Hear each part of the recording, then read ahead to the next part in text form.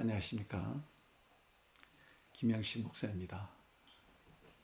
오늘은 레아와 라헬의 두 자매가 한 남편 야곱을 두고 경쟁하는 모습을 보면서 하나님 말씀을 생각해 보고자 합니다.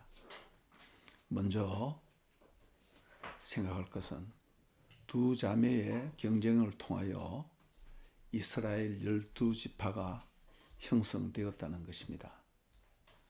하나님은 많은 경우에 인간들이 비록 부족하지만 인간적인 방법을 동원하여 얽히고 설킨 관계를 통해서 하나님 자신의 섭리와 뜻을 이루어 간다는 것입니다. 하나님은 레아와 라헬의 경쟁과 인간적인 방법을 통하여 이스라엘 12지파를 형성하는 하나님의 뜻을 펼쳐 나가십니다. 하나님은 아브라함에게 약속하시기를 네 후손이 하늘의 별과 같이 땅의 모래같이 많아질 것을 약속하셨습니다. 그러나 아브라함은 약속의 자녀 독자 이삭 한 사람이었고, 이삭은 에서와 야곱을 쌍둥이를 낳았는데 야곱을 상속자로 세웠습니다. 야곱 때에 비로소 12지파의 대표가 될 그 12아들을 주셨습니다. 이 속에는 많은 우여곡절이 전개됩니다. 아브라함, 이삭, 야곱, 그리고 12지파. 근데 창세기 46장에 보면 애굽에 내려갈 때에 야곱의 가족이 70명이었다라고 말씀하고 있습니다. 이제 한 시족 혹은 부족 정도 이제 되는 것이죠. 그리고 나중에 민수기에 보면 이스라엘 백성들이 출애굽한 사람 중에 군인들만 60만 명이었어요. 요즘 우리나라 군인 60만 명 안 됩니다. 그러니까 고대 사회에 군인이 60만 명이라는 것은 엄청나게 많은 숫자입니다. 애굽에서는 요셉 덕분에 잘 살았습니다. 근데 왕조가 바뀐 후에 노예로 전락했고, 이 기간 동안 살상 노예살이 하느라고 고통은 많았지만은 이 기간 동안 더 많은 애들을 낳아서 성장을 했습니다. 하나님이 아브라함에게 약속한 말씀이 1차적으로 응답이 되는 것을 알 수 있습니다. 출애굽기 1장 7절에 이러한 묘사가 나옵니다. 이스라엘 자손은 생육하고 불어나 번성하고 매우 강하여 온 땅에 가득하게 되었더라. 이건 창세기 1장에 있는 말씀이기도 하고 아브라함에게 약속한 말씀이기도 합니다. 그것이 성취되었다는 것이죠. 1차적으로. 그 다음 두 번째는 경쟁하는 레아와 라헬의 모습들과 그 후유증입니다. 레아와 라헬은 경쟁하고 아들을 낳을 때마다 거기에 걸맞는 아들의 이름을 지으며 그것을 드러내었습니다. 하나님은 이들의 인간적인 경쟁조차 섭리하시며 그 뜻을 이루어 가셨습니다. 제가 창세기 29장 32절부터 30장 5절까지 6절까지 한번 읽어드리겠습니다. 레아와 라헬이 아주 적나라하게 비교가 되는 그런 부분이기 때문에 그렇습니다. 본문은 사실상 훨씬 더 깁니다. 24절까지 읽어드려야 되는데 몇 절만 읽어드리겠습니다. 29장 31절 여호와께서 레아가 사랑받지 못함을 보시고 그의 태를 여셨으나 라헬은 자녀가 없었더라. 비교가 되죠. 레아가 임신하여 아들을 낳고 그 이름을 루벤이라 하여 이르되 여호와께서 나의 괴로움을 돌보셨으니 이제는 내 남편이 나를 사랑하리로다. 예. 그 다음 그가 다시 임신하여 아들을 낳고 이르되 여호와께서 내가 사랑받지 못함을 들으셨으므로 내게 이 아들도 주셨다 하고 그 이름을 시몬이라 하였으며 그가 또 임신하여 아들을 낳고 이르되 내가 그에게 새 아들을 낳았으니 내 남편이 지금부터 나와 연합하리로다 하고 그 이름을 레이라 하였으며 그가 또 임신하여 아들을 낳고 이르되 내가 이제는 여호와를 찬송하리로다 하고 이로 말미암아 그가 그의 이름을 유다라 하였고 그의 출산이 멈추었더라. 30장 1절에 라헬이 자기가 야곱에게 아들을 낳지 못함을 보고 그의 언니를 시기하여 야곱에게 이르되 내게 자식을 낳게 하라. 그렇지 않으면 내가 죽겠노라. 야곱이 라헬에게 성을 내어 이르되 그대를 임신하지 못하게 하시는 이는 하나님이시니 내가 하나님을 대신하겠느냐? 라헬이 이르되 내 여종 빌하에게로 들어가라. 그가 아들을 낳아 내 무릎에 두르니 그러면 나도 그로 말미암아 자식을 얻겠노라 하고 그의 시녀 빌하를 남편에게 아내로 주매 야곱이 그에게로 들어갔더니 빌하가 임신하여 야곱에게 아들을 낳은지라. 라헬이 이르되 하나님이 내 억울함을 푸시려고 내 호소를 들으사 내게 아들을 주셨다 하고 이로 말미암아 그 이름을 단이라 하였으며. 여기 보면 29장 31절에 여호와께서 레아가 사랑받지 못하심을 보고 태를 내셨다. 예. 야곱도 그들을 임신하지 못하게 하신 이는 하나님이시니 내가 하나님을 대신하겠느냐? 예. 그 다음 17절에 하나님이 레아의 소원을 들으셨으므로 이제 라헬이 자기 시녀를 야곱에게 준 것을 본받아서 레아도 그렇게 했습니다.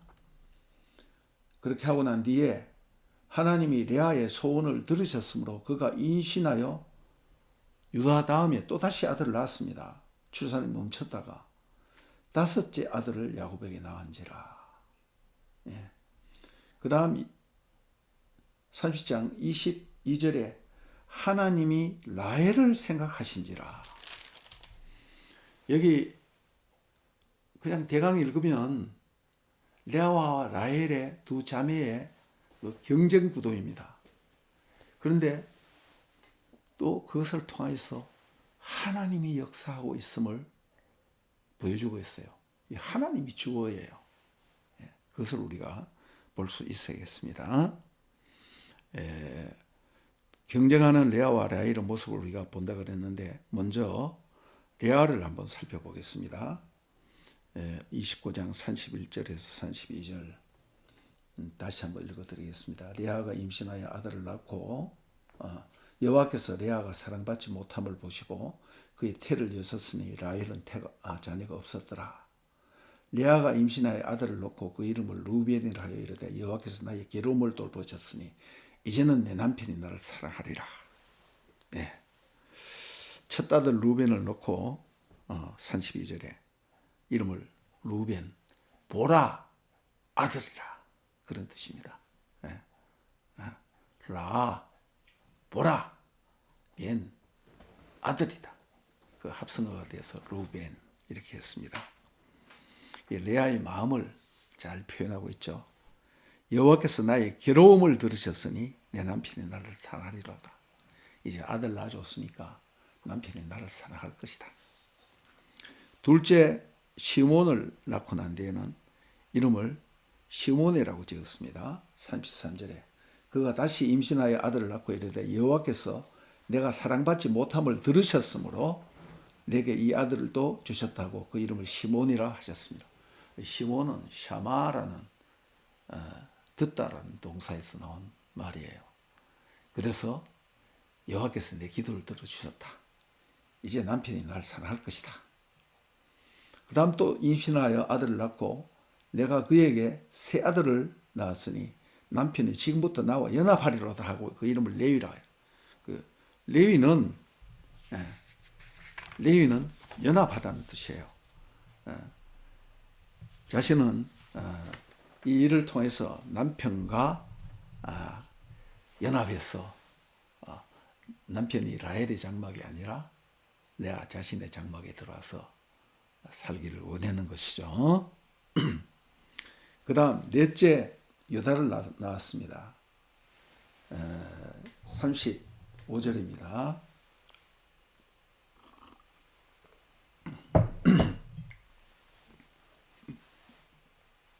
그가 또 임신하여 아들을 낳고 이르되 내가 이제는 여호와를 찬송하리로다 하고 이런 말이면 그가 그의 이름을 유다라 하였고 그의 출산이 멈추었더라.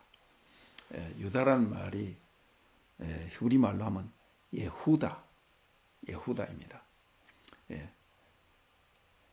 여호와를 찬송하리라. 유다를 낳은 후 레아의 소원과 고백의 차원이 달라졌습니다. 새 아들까지는 오직 남편 야곱의 사랑을 얻고자 보라 아들이다. 시몬 하나님이 내 기도 들어주셨다. 레위 하나님과 연합하리로다. 남편과 연합하리로다. 이렇게 했는데 넷째 아들 유다에 와서는 생각이 좀 달라졌습니다. 많은 고통 가운데서 기도하고 또 고난을 받으면서 연단이 됐는지 몰라도 이제는 자기 중심의 그 아들 이름을 짓지 않고 하나님을 찬양하리로다. 하나님을 찬송하리로다. 여호와 하나님께 영광을 돌리는 것이죠. 이제는 내 남편이 아니라 여호와 하나님이다. 하나님을 찬송하는 것입니다. 그러니까 인간적인 생각과 감정을 이제 뛰어넘기 시작했다는 것입니다. 예. 내가 이제는 여호와를 찬송하리로다. 예.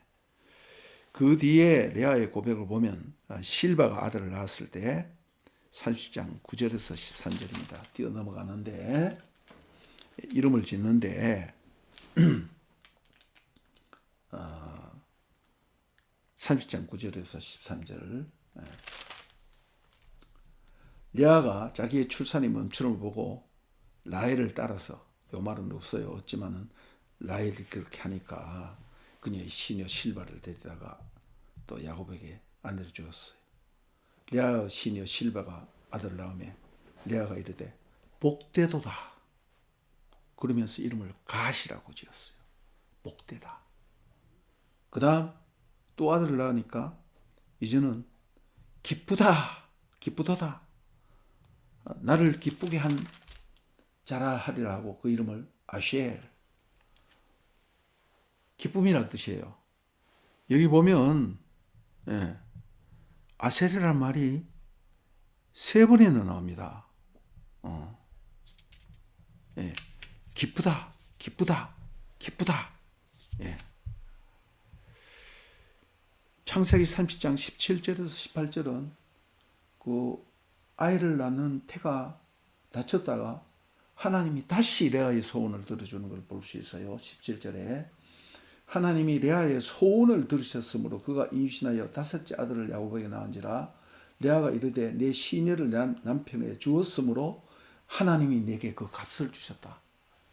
시녀를 남편에게 준다는 거 쉬운 건 아니죠. 자기 동생하고도 시기하는데 라헬은 뭐 수단 방법 가리지 않는 거죠. 레아도 그렇게 하는데 마음은 좀 아팠죠. 근데 하나님이 그 대가를 치러주셨다. 그 이름을 이사갈.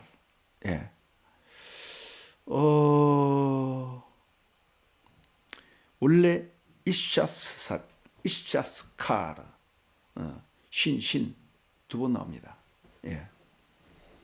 우리는 이제 이사갈 하고 그렇게 하지만 이샤스카라 하나님이 내게 값을 그 대가를 보상을 주셨다는 것이죠. 그리고 30장 19절 20절에 6째 아들을 낳았습니다.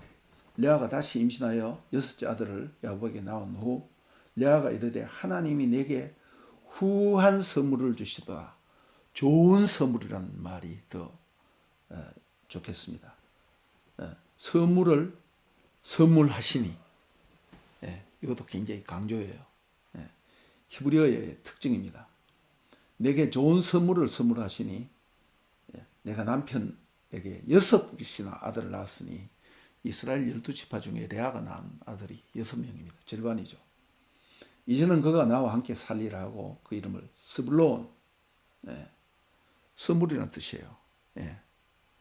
이 선물이라는 말을 아주 함께, 스불론이라는 것이 함께 거한다, 거처, 장소. 이제 남편이 완전히 나하고 같이 살 거다. 제가 여기에 대해서 히브리 워드 프레이를 했는 것을 강조를 했는데, 히브리어는 생략하겠습니다. 시간도 그렇고 여러분들 좀 어려울 것 같아서. 그 후에 레아는 그 후에 디나라는 딸을 낳았죠. 21절에 있습니다. 이제 라헬을 살펴보겠습니다. 30장 1절에서 5절을 아까 한번 읽었죠. 1, 2절만 읽겠습니다. 라헬이 자기가 야곱에게 아들을 낳지 못함을 보고 그 언니를 시기하여 야곱에게 이르되 내게 자식을 낳게 하라. 그렇지 않으면 내가 죽겠노라. 야곱이 라헬에게 성을 내어 이르되 그대를 임신하지 못하게 하시는 이는 하나님이시니 내가 하나님을 대신하겠느냐. 그렇게 해서 강요를 해서 자기 시녀 빌하를 야곱에게 줬는 거예요. 자, 이런저런 얽힌 그걸로 또 레아도 이제 실바를 줬죠. 야곱은 아내가 이제 본처가 둘이고 이제 후처가 둘이 되어서 그 12아들을 낳는 거예요.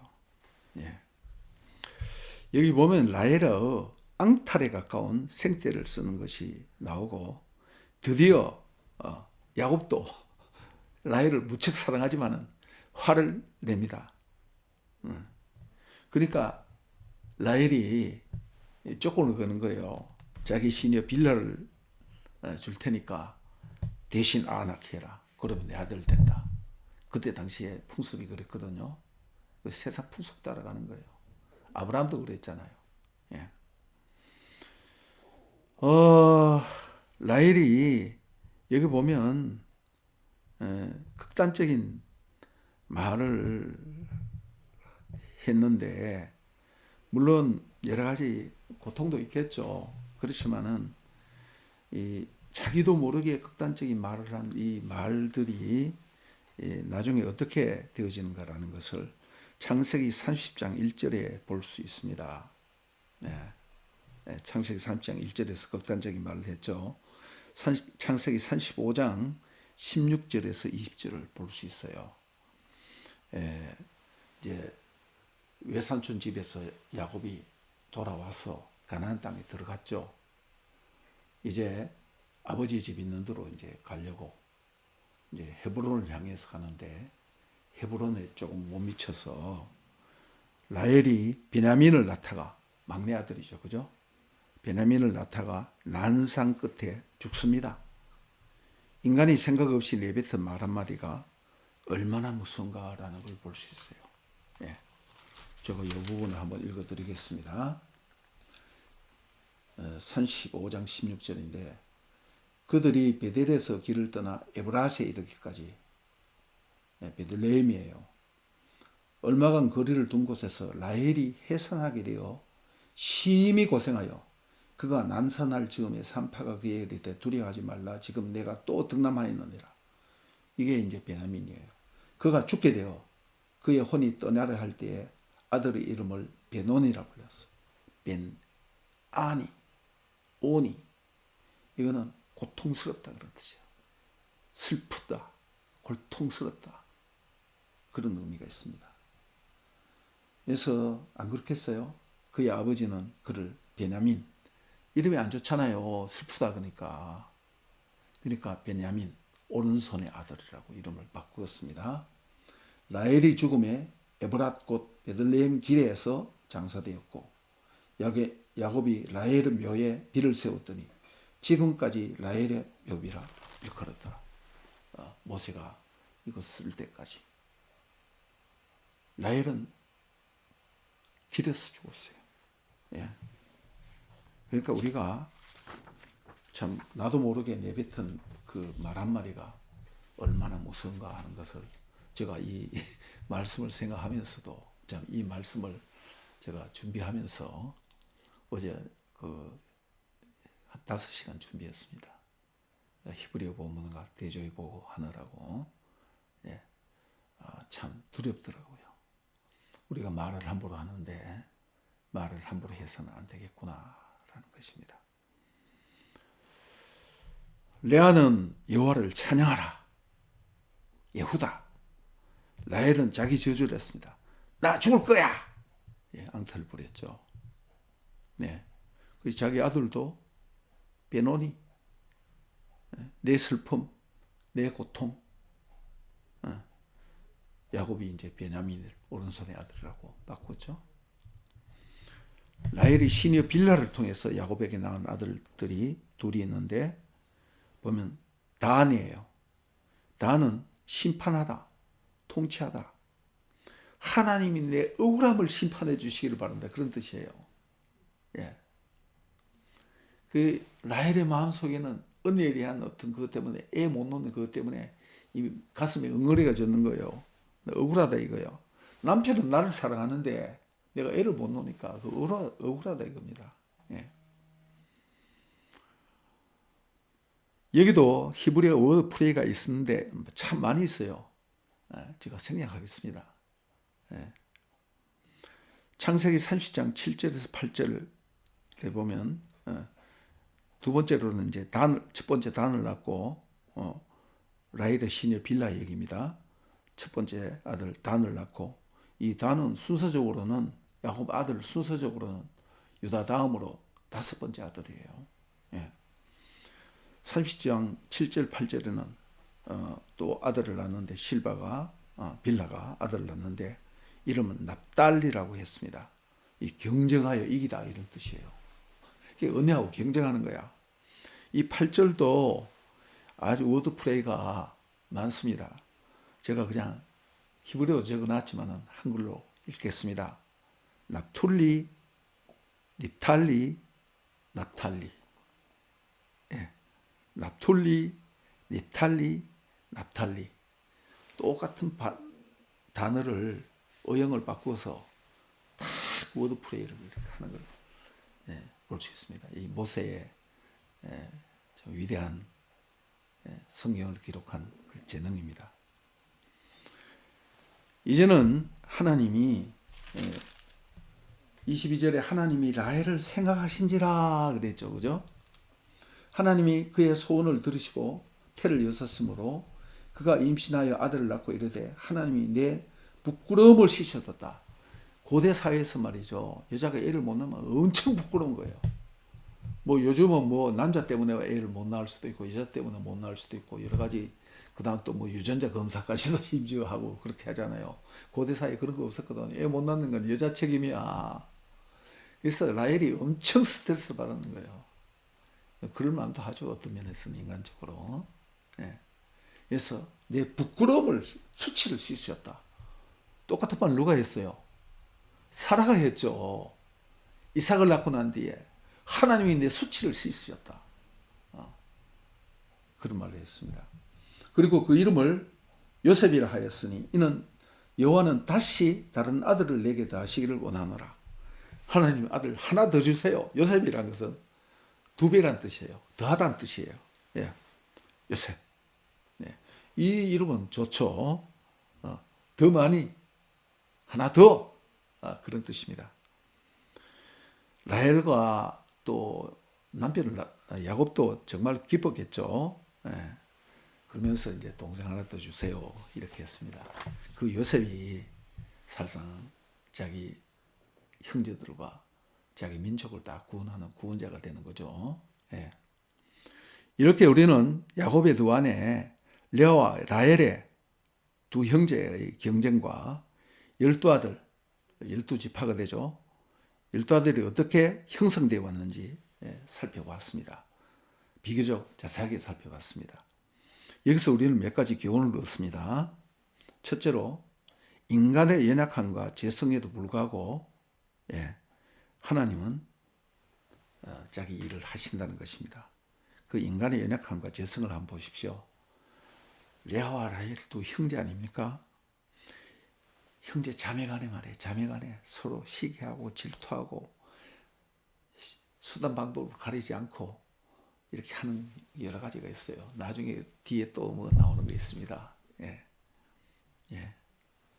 그래서 각각 자신의 여동생까지도 참 시녀까지도 여종까지 동원하는 거죠. 그 인간의 연약함과 타락상입니다. 오늘도 나 자신에게서 우리는 이것을 볼 수 있는 것입니다. 그 다음 두 번째, 그런 가운데서도 하나님의 은혜와 하나님의 섭리가 있다는 것입니다. 조금 전에 읽어드렸죠. 여호와께서 레아를 생각하신지라. 하나님이 레아를 생각하사 하나님이 라헬을 생각하신지라. 하나님이 하신 것이. 아브라함에게 약속한 약속을 이제 하나님이 섭리 가운데 인간의 이런 추악한 갈등과 이런 것이 있지만 그것을 통해서 하나님이 선을 이루시고 이스라엘의 12지파를 형성해 나가는 그 섭리를 우리가 여기서 볼 수 있습니다. 그 다음 이미 말씀드렸지만 은혜의 고백과 생각 없이 한 말의 차이, 이것은 정말 심각합니다. 이미 읽어드렸습니다. 레아가 넷째 아들을 낳고 난 뒤에는 이제는 내가 여호와를 찬양하리로다. 여호다. 이렇게 했습니다. 라헬은 그냥 자기 생각나는 대로, 물론 화가 나니까 그렇게 했죠. 내가 아들을 낳게 하라. 안 그러면 나 죽어버릴 거야. 남편에게 앙탈을 부렸는데 자기 말대로 베들레헴이 어디입니까? 메시아가 태어나는 장소 아닙니까? 베들레헴을 가까이 두고 베들레헴으로 들어가지는 못했어요. 안타깝죠. 길가에서 죽었어요. 여기에 대해서 또 예레미야서에서 얘기한 것도 있는데 그건 생각하겠습니다. 말하자면 라헬이 엄청 미인이었다 그랬죠. 팔등신에다가 얼굴도 너무나 예쁘고, 예쁘긴 하지만은 신앙은 좀 그렇다 이 말입니다. 레아는 헤브론에 들어가서 베들레헴 가까이 있죠. 그래서 막벨라 굴에 묻힙니다. 나중에 보면 야곱이 그 고백하는 게 나타나요. 내 안에 레아도 거기 묻혀 있다. 이 막벨라 굴이 뭡니까? 하나님이 아브라함에게 약속한 땅의 약속의 보증이 막벨라 굴이에요. 이것이 여호와를 찬양하라. 아니면 나 죽을 거야 라고 말에는 말의 차이입니다. 말이 얼마나 중요한지 모르겠어요. 잠언에도 말에 대한 얘기가 많이 있죠. 그래서 제가 시간상 모든 걸 생략하겠습니다. 오늘은 여기까지 말씀드리겠습니다. 감사합니다.